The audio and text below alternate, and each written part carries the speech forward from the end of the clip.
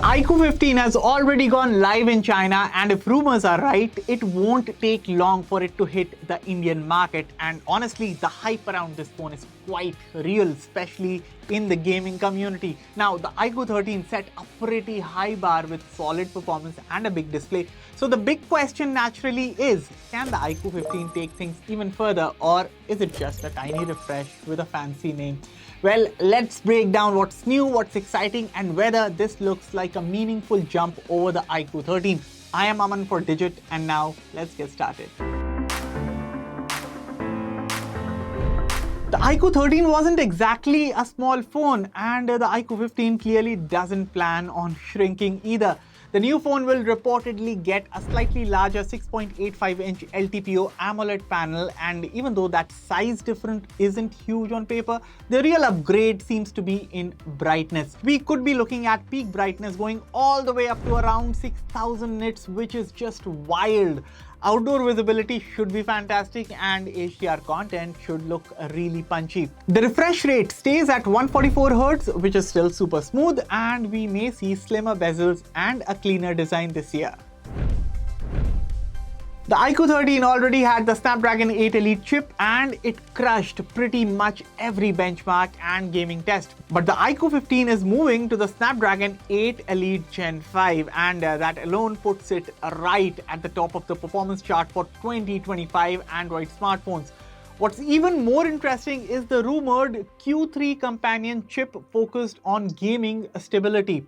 Combined with a massive internal cooling system, something around a 14,000mm square vapor chamber, this thing sounds like it wants to run sustained high FPS gameplay without heating tantrums. So if you want to play a lot of BGMI, Call of Duty Mobile, Genshin, whatever, this sounds like a comfortable step up in consistency and thermal control. Now, iQOO phones never really scream camera first, but they have been improving, and with the iQOO 15, the leaks sound promising. We are hearing about a triple 50-megapixel setup, including a Sony IMX921 main sensor, a 50-megapixel ultra-wide, and a 50-megapixel telephoto camera with 3x optical zoom. Now, on paper, this sounds very balanced and versatile, and with the new Chipset's imaging pipeline, low light performance and stabilization should get better too. Now, the iQOO 13 wasn't bad, it just wasn't the star of the show, but this year iQOO seems more confident, and while we'll have to test it out in real life, this looks like one of their most serious camera upgrades yet. Battery life was already a strength on the iQOO 13 thanks to the 6000 mAh cell, but iQOO 15 might push that even further with a jump to around 7000 mAh. Now that's a huge number for a premium flagship, and with fast charging still expected to be top tier, 120 watt or somewhere around that zone, staying powered should not be a problem. Long gaming sessions, high brightness, high refresh rate, this battery upgrade feels tailor-made for heavy users. The iQOO 15 will likely feature Origin OS 6 atop Android 16, so expect to see smoother animations, better touch latency, but most importantly, UI refinements and better AI features, because that's the direction iQOO seems to be going in.